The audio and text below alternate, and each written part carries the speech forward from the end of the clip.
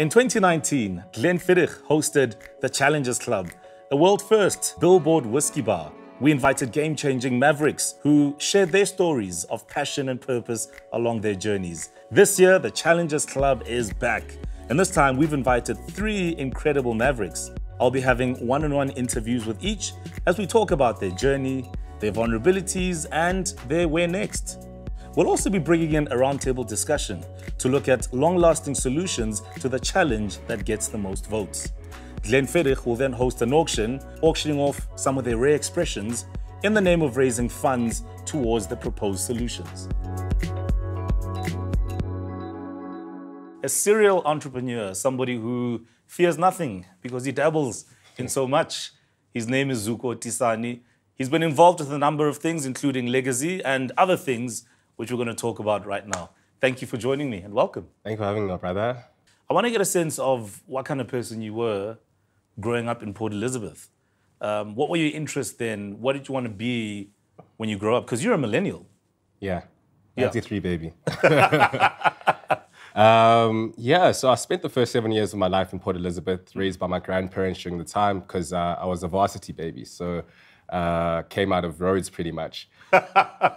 Moving into Johannesburg, came into some good schools, very white. I had some troubles integrating, obviously coming from Zwede, Port Elizabeth, into this, middle-class Johannesburg lifestyle. But what the education benefited me was obviously opportunities to go to UCT. And coming out of that, obviously, it's unfortunate, but those students are chosen for good roles. And straight out of varsity, I went into management consulting at Accenture and spent a year there really exploring myself. I mean, I want to take a step back a bit because I think in some instances, family plays a big role in what we ultimately decide to do. I mean, if you talk about business, for example, there are families that are very business-minded, very business-orientated because maybe there's a family business. So what were the conversations, at home, about life and what one should be? Was business anything that ever came up? Right. So I think my first glance at this was when my mother was retrenched at Uting, or the lottery company. In 2012, she went then on to start her own company, and my dad was full-time in corporate. So looking at those two lives, I wasn't really sure at the time, what I wanted to do being a youngster. However, seeing the two realities, it was very clear to me that one came with very high highs and low lows, and corporate just looked like it sucked, man. So I was willing to roll the dice on the entrepreneurship lifestyle. Sure. What was that in your mind, being an entrepreneur? Because, and this question, some people say it's a typical question that Joburgers ask, what do you do for a living? So what is the thinking of what an entrepreneur is in your mind just growing up? So an entrepreneur is basically someone that's unemployed. I always say I'm unemployed to whoever asks me. However, I think entrepreneurship in South Africa is really looking at some real socioeconomical problems that we see around us and try to address it. I mean, that's how I looked at it. I looked at what can I do within my own capacity because like Steve Jobs, who believed that no man is greater than another. Everything that we see around us was created by someone just like you and me. So I had ounces of confidence and was able to really take that confidence and drive it into whatever my mind was exploring at that time. I immediately wanted to explore the possibilities of expanding South Africa's footprint globally. I'd only left the country for the first time when I was 19 years old, and I was thinking, geez, if this is my reality and I was only able to see the rest of the world and get that education and insights now, how can I play a part to make sure that South Africans, do not foster too much on their own environment, but expand out? So we started Legacy Technology Conferencing. Long story behind that, but what it ended up being was South African entrepreneurs would come to Legacy and we'll take them over to big conferences across the world. So throughout the year, I'd go to 9 conferences across the world, whether in Vegas, Portugal, Hong Kong, wherever, and create a South African presence to the point where, the DTI got excited about us, like, who's this guy taking, entrepreneurs across? Partnered with them, and eventually we created a presence for South Africa, doing a whole canopy for them within these conferences and really having brand South Africa represented across the world. So I felt really proud about that. But I think the basis of the situation for me was to say that South African entrepreneurs are not getting that global footprint. They're not getting accepted or being noticed outside of where they come from. They're not seeing their challenges, their competition. They're not seeing their miles of growth and opportunities to expand. So my whole thinking around it was, this is a great opportunity for South Africans to now become global brands. And I was able to do that by giving them that platform to showcase themselves outside our own borders. I mean, this isn't the first time you and I are having an engagement, because in the Challengers Club, the first one, you were there, and we spoke a lot about what makes a challenger and, what Mavericks do, etc. But what made you think you were cut out for this world you were in? Right. Because you talk a lot about the travel, and we'll talk about that, but at a personal level, I mean, what made you think you were cut out for this space that doesn't have all the security, lots of uncertainty, nightmares, headaches? Yeah, I think for me, I just never saw myself fitting back into a system. And I think that's really where it all began. I tried it out. I worked as a management consultant. I worked in many different roles, and, I was really good at what I did. However, I always thought, to expand on what I'm doing or to do something more creative, I was confined into that box. I was confined by the red tape of corporate. So I decided that my autonomy is strong enough, my capabilities are strong enough, I can smile and talk the talk, gift of the gab. And I knew that maybe that could get me far enough to at least explore these ideas to see if there's any substance to them. So it was having that confidence or that ability in God to say that, I can really give it a go. So really, I think it was faith moves, man. And also a lot of learning. I mean, whether it's people, whether it's where you were employed, I mean, just take me through your journey of learning before your first project even came off the ground. Yeah, man. So, I mean, I studied humanities, and whilst I was in varsity, I was the head of the Humanities Council, then went on to be the head of the Entrepreneurship Council, and I went to this big Accenture conference, and I remember it so specifically. What happened was we had the managing director standing on the stage, and I knew I had to make myself, recognized and noticeable here. So there's 12,000 people around, we're at the dome. I'm like, okay, just ask some stupid questions. I raised my hand, asked the question. He politely says, good question. Afterwards, I go chat to him at the back, and I said, listen, I'm the one who asked you the question, but I would like you to come to Cape Town and look at the talent that I'm hoarding at the Entrepreneurship Society. I really believe it's a great opportunity for you guys to invest in this talent, to really collaborate with that talent. And he gave me a go. He called me one time when he came to Cape Town. He said, I'll see you at 8 at the CTICC. And I grabbed, 5 top entrepreneurs that were doing well at the time. And he was impressed. He said, you've got an eye for things and you really are proactive about the initiatives you want to see through. He gave me an internship at the spot at Accenture. Having studied humanities, I went straight into Accenture Digital, and my world became then 4IR. I mean, it's incredible. And I think, it's a valid point, especially when you speak about, taking the opportunity and seizing the moment. I think it's a strong theme in the world of entrepreneurship. But again, it's also about knowing which spaces to play in. With so many things out there, how do you know which direction to go? How do you know where the money is? How do you know where the opportunities are? That's a good question. I think it's not about obviously following the money, but following your passion. So I obviously think quite deeply about what am I really passionate about. I spend a lot of time listening to podcasts, and I'm really moved by the podcast called Masters of Scale. It's done by the founders of LinkedIn. I'm moved by guys that really have been able to start from 0 and get to 100. Having been able to actually, see these guys in person. There was a mix-up with my tag at one of the conferences in Hong Kong, and I got into the VVIP. And now I'm sitting next to Jack Dorsey, who started Twitter. I'm sitting next to Travis Kalanick, who started Uber. And during this time, you realize that these guys, they were just willing to give that leap. So having this idea from the concept and evolved into Uber, evolved into Twitter, I then also thought, okay, so let me have this basic concept and write down a hypothesis that I believe I can see through. So I wouldn't necessarily start a startup in the healthcare space because it's not something that aligns to my passions. But if I do start a startup, whether in e-commerce or wherever it may be, I know I'm aligned to it. And I also know that, I've seen guys be able to drive this mission and see it through to the end. And that's where I stand, and that's how my being works. I mean, with Legacy, it's a story on its own, and I want us to go through that the good, the bad, and the ugly. The highs and the lows. And it's an important story with you in particular because, in the end, there was a conclusion. But let's talk about that, the birth of it and what you learned from that project and in the time you're running it.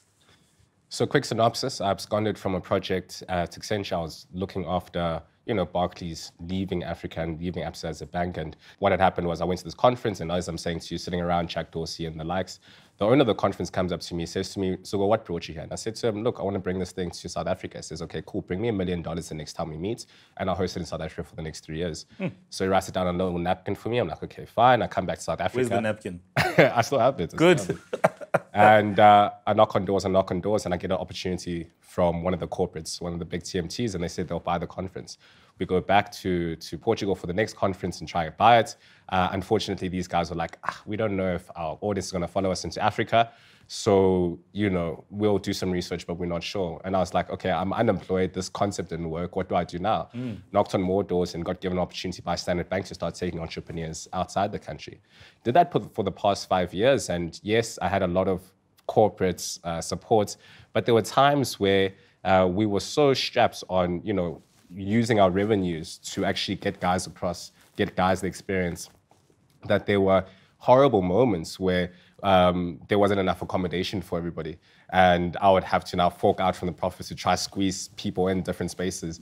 I would be walking around the streets of Paris the whole night because I'm like, okay, if everybody's got a bed, as long as that's fine. But coming back and having to damage control your reputation at the time, because people were like, I heard this was going to be a great experience, but I mean, like, things weren't here and there. And it's worse when you have a credible reputation to you. Obviously, all the accolades, the Forbes list, and et cetera that came through. Then people look at you like, dude, are you a hoax? What's going on? So you're not allowed to fall. You're not allowed to make mistakes. So, I made a lot of mistakes. I've learned a lot from my mistakes as well. But there were a lot, and I felt that I never had the opportunity to really learn. As I'm saying, I started Legacy when I was 23 years old. And 28 this year. And during that course in time, I had to look like the thriving entrepreneur while still figuring out how to thrive as an entrepreneur. Sure. Which is a very tricky part of my life.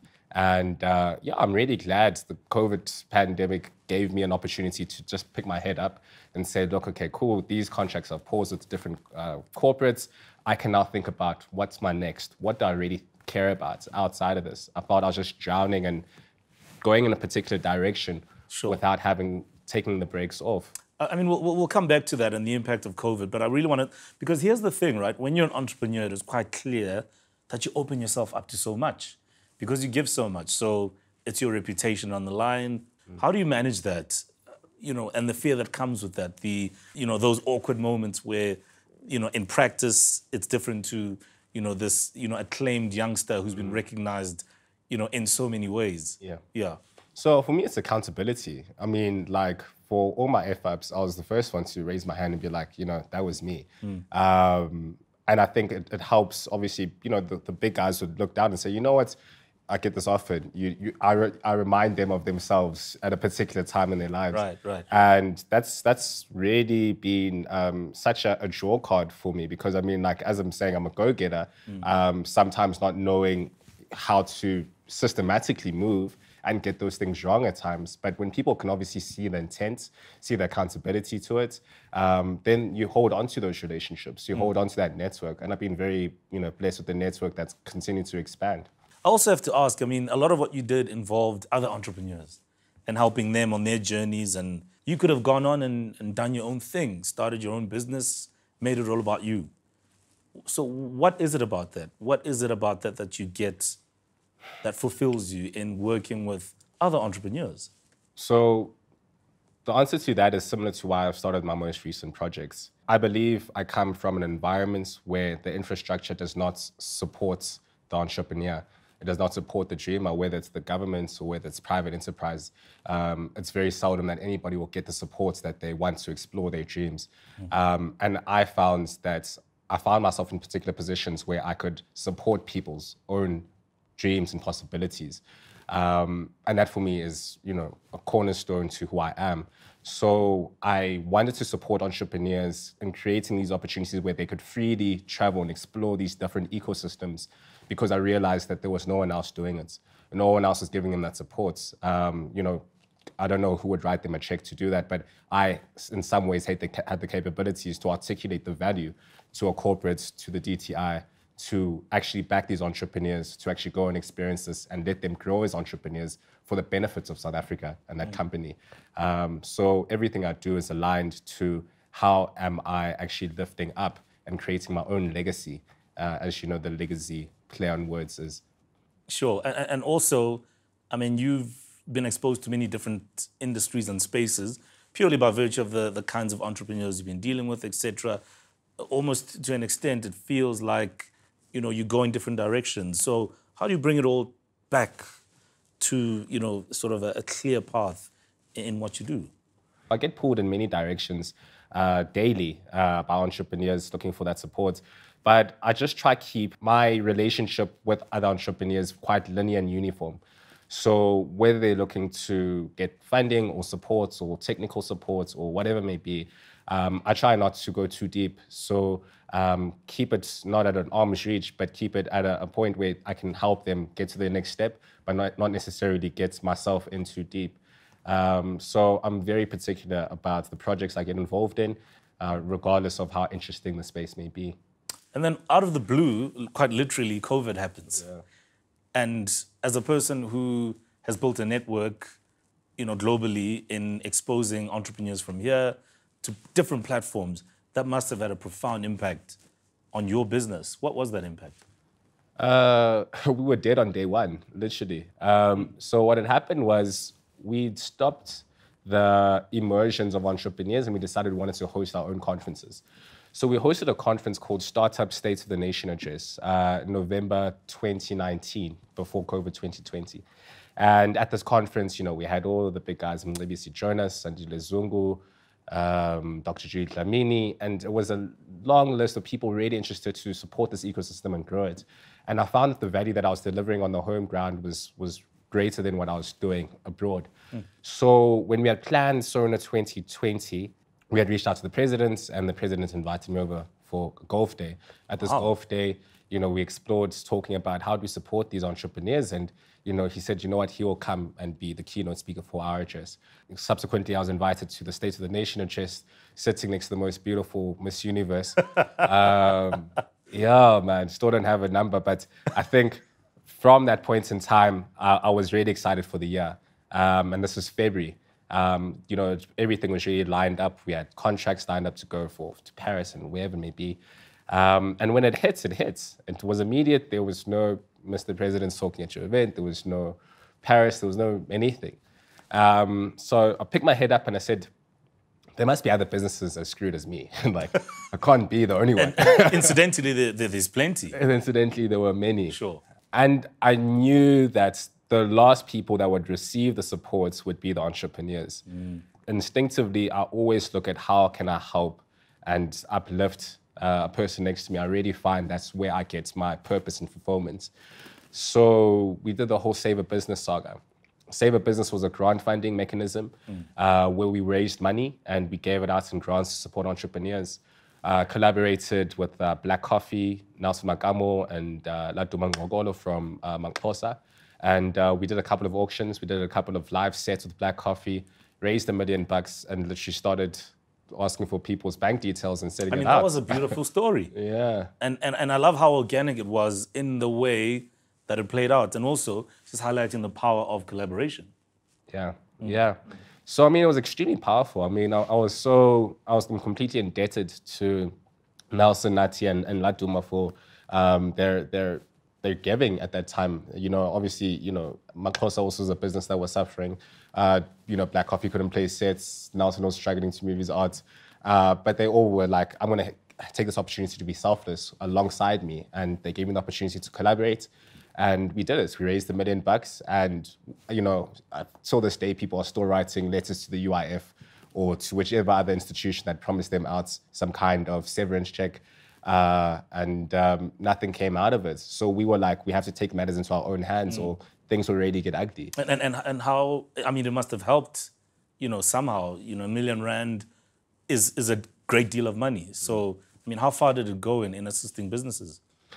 Not far. To be very honest, I think they had so many problems at the time that, the 50,000 or 20,000 that would send to them would be done by morning. Sure. Whether it's to cover the landlords chasing them or whether it's to cover the staff that they haven't paid for 2 months. It was literally taken at moment's reach. But I think it was a long-term relief in terms of I can breathe.